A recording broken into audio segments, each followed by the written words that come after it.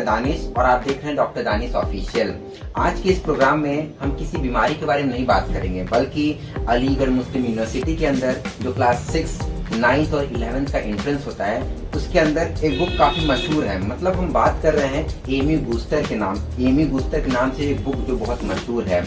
और इसी पे चर्चा करने के लिए हमारे आज के मेहमान होंगे एमी बूस्टर के ऑथर जो नवाब साकिब इब्राहिम साहब हैं। नवाब साकिब इब्राहिम साहब जो अलीगढ़ मुस्लिम यूनिवर्सिटी से इंजीनियरिंग कॉलेज से बीटेक और एमटेक की डिग्री प्राप्त की है। उसके बाद अलीगढ़ के अंदर एक मशहूर कोचिंग मतलब इमेज क्लासेस नामक एक कोचिंग चला रहे हैं। नवाब साकिब इब्राहिम साहब जो डायरेक्टर इमेज क्लासेस के, उसके साथ साथ पता चला है मुझे कि इकरा पब्लिक स्कूल जो अलीगढ़ के अंदर उसके स्कूल टॉपर भी रह चुके हैं। उसके बाद उन्होंने कई बच्चों को मेंटर भी किया और लगभग 41 बच्चों ने इनके मेंटरशिप के अंदर फर्स्ट रैंक हासिल किया इन 6th entrance, 9th entrance, 11th entrance, not only in Aligarh Muslim university but in Jamia Millia Islamia as well.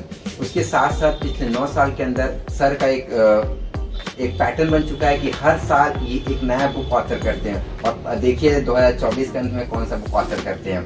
उसके साथ साथ सर लगभग 15 सालों के अंदर मैथमेटिक्स पढ़ाने का इनका काफ़ी शौक है और एज अ टीचर बहुत अलीगढ़ के अंदर मैथमेटिक्स के रूप में मशहूर है।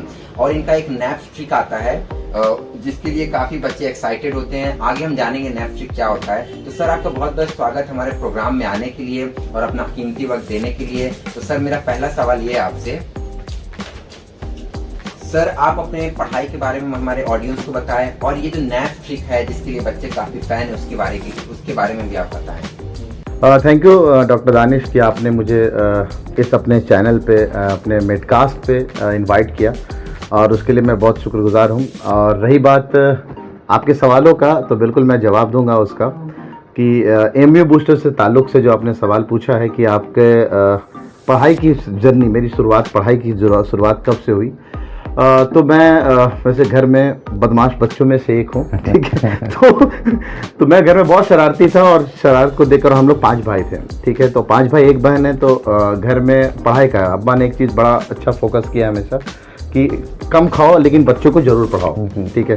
तो इसलिए हमारे सारे भाई बहन पढ़े लिखे हैं और माशाल्लाह अब उस वक्त अब्बा ने बदमाशी में बहुत था, तो मैं और मेरे से जस्ट बड़े भाई जो थे आफ्ताब भाई, तो उनको दोनों को हॉस्टल में डाल दिया जब मैं करीबन 1997 की बात होगी। और उस वक्त मैं 2nd क्लास में था, तब अब्बा ने मुझे हॉस्टल में डाला। तो करीबन 5-6 साल में पटना में अंकुर पब्लिक स्कूल नाम का है, वहाँ पे मैं पढ़ा। आया था मैं अलीगढ़ 9th एंट्रेंस का एग्ज़ाम देने। ईयर है 2004। तो 2004 में मैं आया अलीगढ़ पहली बार और 9th एंट्रेंस का एग्ज़ाम देने आया था। और 9th एंट्रेंस का एग्ज़ाम उस वक्त क्वालिफाई नहीं कर पाया क्योंकि सही गाइडेंस नहीं था। बस अब्बा गए थे, हम लोग कुछ सर्टेन वो लेकर के आ गए थे, मॉडल टेस्ट पेपर्स और गाइड्स उस वक्त आती थी। उसको देख करके पढ़ करके हमने अपनी तरफ से घर में तैयारी की, ठीक है। और भाई मैं बच्चों को मिसाल देता हूँ कि आप ना 9th एंट्रेंस जो मैंने दिया तो मेरा 9th एंट्रेंस में सिलेक्शन नहीं हुआ था। तो आज आप सोचो, आज उस बंदे से बात कर रहे हैं। 9th एंट्रेंस में पहली बार आपने जब दिया तो उसमें सिलेक्शन आपका नहीं हुआ। 9th एंट्रेंस में सिलेक्शन नहीं होने के बाद आज वो किताब है एमयू बूस्टर, जिस किताब को आज 9th एंट्रेंस का हर वो बंदा अराउंड, शायद ही कोई बंदा हो जो 9th एंट्रेंस की किताब की तैयारी कर रहा हो एमयू से और मेरी एमयू बूस्टर किताब को वो नहीं पढ़ता हो। तो अब 9th एंट्रेंस ना क्वालिफाई करके मैंने किताब लिखी है। उसके पीछे एक जर्नी ये भी है कि बच्चों को ये दिखाना था कि एक सही वे में जो तैयारी करनी है वो ज़रूरी है। अपने स्कूल का टॉपर रहा 2006 बैच का, फिर मैं कोटा गया, IIT का सपना था, IIT क्वालिफाई करना है। हमारे सीनियर से ही पता चला था कि वो IIT की तैयारी करने के लिए कोटा जाते हैं। अच्छा, ठीक है। तो कोटा गया मैं और बातें अभी पता चला कि आप भी कोटा से ही है, माशाल्लाह, ठीक है। कोटा से IIT की तैयारी की आपने, सॉरी MBBS की नीट की तैयारी की थी, है ना। तो 2008-9 में मैं वहाँ कोटा से जब एग्ज़ाम दे के आया तो कुछ मार्क्स से मेरा IIT रह गया था, बाकी AIEEE उस वक्त हुआ करता था, वो क्वालिफाइड था मैं। कॉमेट के में मेरी 1935 रैंक आई थी, MU क्वालिफाइड था मैं। तो इसलिए हमने फाइनली अलीगढ़ में रहना पसंद किया और यहीं से इलेक्ट्रिकल इंजीनियरिंग में एडमिशन लिया। 2013 में बीटेक पास आउट किया, अराउंड 72-73% था बीटेक में। फाइनल ईयर में जॉब होने के बावजूद भी मैंने जॉब जाना पसंद नहीं किया उसके पीछे रीज़न भी था कि ऑलरेडी मैं 2009 से जिस साल बीटेक में आया तो उस साल से मैंने पढ़ाई का कैरियर अपना शुरू कर दिया था। तो बीटेक के साथ साथ मैं अपनी टीचिंग भी करता था और अपना खुद भी पढ़ता था। तो ट्रिक्स है जो आप बोल रहे थे, नैप्स ट्रिक्स क्या है? हाँ, तो पढ़ाते पढ़ाते दौरान में ट्रिक्स का बड़ा शौक है, बच्चों को चीज़ें आसान करनी है। मैथ्स से बच्चे भागते हैं कि maths is not a boring subject. मेरा मानना है कि मैथ्स में अगर कोई आपको टीचर बोर कर रहा है तो वो मैथ्स का टीचर नहीं है। तो आपको मैथ्स सब्जेक्ट, कोई भी सब्जेक्ट हो, मैथ्स ही क्यों, आपको टीचर बोर नहीं करना चाहिए। इसलिए मेरी क्लासेस बड़ी इंटरटेनिंग होती है। मेरे यूट्यूब चैनल्स हैं नैप्स ट्रिक। तो बच्चे ने कहा था अराउंड 2014 या 15 की बात है, एक बच्चे ने कहा सर अपने जो ट्रिक्स हैं तो वो ट्रिक्स को आप अपने यूट्यूब पे क्यों नहीं डालते हो? तो इस बच्चे ने मेरे को यूट्यूब चैनल बना के दिया था नैप्स ट्रिक। तो उसमें मैंने बहुत मेहनत किया। अराउंड कोरोना काल के आसपास मैंने बहुत मेहनत किया। तो अराउंड उस वक्त बहुत कम टाइम में अराउंड 18,000 सब्सक्राइबर हो गए। उसके बाद जब से फिर इमेज क्लासेस फॉर्म किया तो इमेज क्लासेस के चैनल पर ज़्यादा मेहनत हो रही है और उसकी वजह से अराउंड अभी 60 के सब्सक्राइबर हमारे इमेज क्लासेस पे चैनल पे हैं। ठीक है, अब इसमें एक खास बात यह है कि इस किताबों में एक ऐसा ही है कि आप सिर्फ मैथ्स की बात करें, हर चैप्टर को चैप्टर के हिसाब से अरेंज है। 15 चैप्टर मैंने मैथ्स बनाए, 9th 10th में दोनों सिलेबस आता है, 11th एंट्रेंस में। तो एनसीईआरटी में जो पेज नंबर है, चाहे फिजिक्स केमिस्ट्री बायो क्यों ना हो, एनसीईआरटी का पेज नंबर मेंशन है। एक चीज को अगर 4 ऑप्शन होते हैं, ये ना एमबीबीएस के मॉडल टेस्ट पेपर से आइडिया लगा था, वहां भी 4 ऑप्शन एक्सप्लेन होते थे। तो हम चारों ऑप्शन को एक्सप्लेन किए। इसीलिए हमारे इस साल लास्ट ईयर 2023 में, लास्ट ईयर 2023 में खाली हमारी किताब एमई बूस्टर में 11th एंट्रेंस में 71 सवाल मैच किया है। मतलब एक बंदा का खाली बूस्टर को नवाब सर के अंदाज में करके चला जाता तो उसका एंट्रेंस में टॉप 100 में रैंक आ जाता। जब मैं 2012-13 में था, एक कोचिंग में पढ़ा रहा था, तो ऐसी कुछ ट्रिग्नोमेट्री या कुछ चैप्टर था जिसकी मेरे को प्रैक्टिस करनी थी। पहली बार मेरे को पढ़ाना था किसी एक नए बैच में। तो एंट्रेंस का बैच था। मैंने सोचा यार इस बैच में अगर मुझे ट्रिग्नोमेट्री सवाल करानी है तो एटलीस्ट मुझे ट्रिग्नोमेट्री के सवाल तो पता हो कि किस किस तरह का सवाल एमयू में आता है। ठीक है, तो मैं मार्केट से जाकर के जो किताबें थी उसको जरा कंसल्ट किया और कंसल्ट करने के बाद मैंने सोचा यार इसमें तो कोई चैप्टर वाइज करके किताब है ही नहीं। जैसे हम लोग आईटी की तैयारी करते हैं या एमबीबीएस की आप तैयारी करते हो तो आप देखते हैं चैप्टर वाइज करके पूरी तैयारी होती है कि भाई नीट के 35 सालों के सवाल है ना, या AIPMT उस वक्त हुआ करता था, all India pre medical test है ना। हमारे वक्त ना आईटी, अभी जो आईटी मेंस और एडवांस उस वक्त सिर्फ आईटी जेई हुआ करता था। ठीक है, तो हमने तैयारी किया तो उसी हिसाब से PYQs को चैप्टर वाइज के हिसाब से। तो फिर जब यहाँ पे हम आए तो फिर देखा यार ऐसी कोई किताब मार्केट में पता करने की कोशिश की, कोई किताब हमें ऐसा नहीं मिला। ठीक है, तो फिर हमने डिसाइड किया ऐसा क्यों नहीं कि हम बच्चों के लिए, एक तो हमारा फायदा ये होगा और बच्चों का भी फायदा होगा कि जब वो ट्रिग्नोमेट्री पढ़ लिए पूरा, अब लास्ट ईयर के जितने 10 साल के सवाल हैं एटलीस्ट उनको दिख जाए। तो उस वक्त एक ना कहते हैं सीड जर्मिनेट किया कि यार एक आइडिया आया कि कैसी किताब बनाई जाए। तो फिर ऐसी किताब का आइडिया उस वक्त से शुरुआत हुआ and it took me around 1.5 साल लगे मुझे हर सवाल को कलेक्ट करके चैप्टर्स में डालना है, उसका पूरा फुल्ली सॉल्व सॉल्यूशन देना है, उसके साथ एनसीईआरटी का पेज नंबर मेंशन करना है कि एनसीईआरटी की किस पेज से। आपने एमी बूस्टर को किस सन में पहली बार लॉन्च किया था? वो अच्छा लिखना 2013 के एंड में शुरुआत हो गई थी। ठीक है, 2013 के राउंड में एंड में शुरुआत होगी, करेक्शन करना। लेकिन लोग कहते हैं ना किताब मैं भी लिख दूंगा। मैंने बहुत सारे ऐसे ऑथर्स सुने हैं, ऑथर्स का टीचर्स का ये मैं भी किताब लिख दूंगा।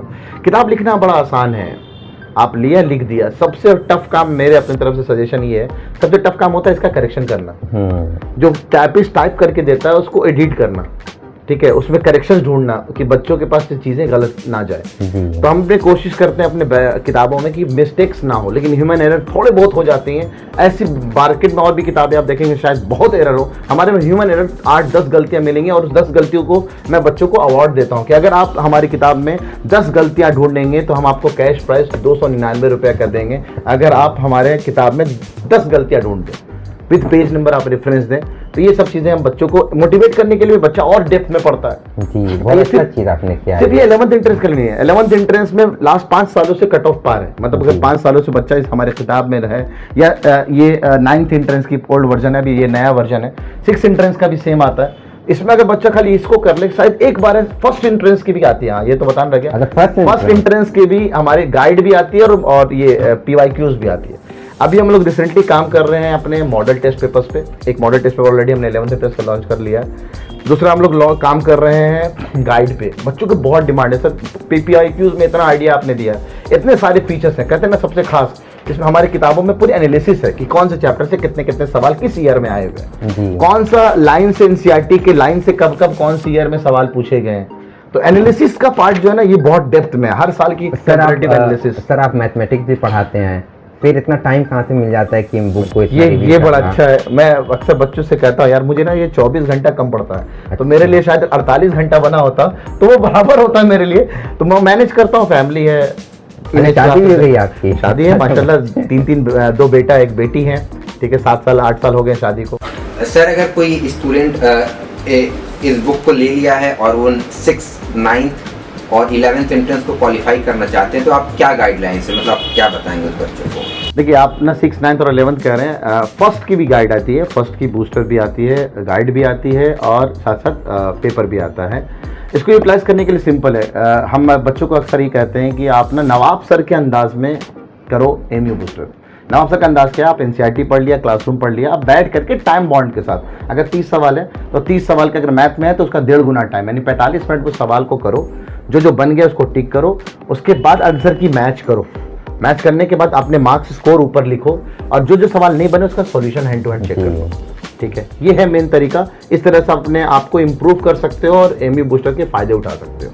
सर आपने बहुत अच्छे से एमयू बूस्टर के बारे में बताया, और एक चीज़ मेरा और लास्ट सवाल है कि अगर इस बुक को कोई ऑनलाइन परचेज करना चाहता है तो आप प्लीज़ हमारे ऑडियंस को, सब्सक्राइबर्स को, व्यूवर्स को और जो मेरे छोटे भाई बहन जो भी हैं वो जो 11th एंट्रेंस क्रैक करना चाहते हैं, तो please tell how to buy this book online.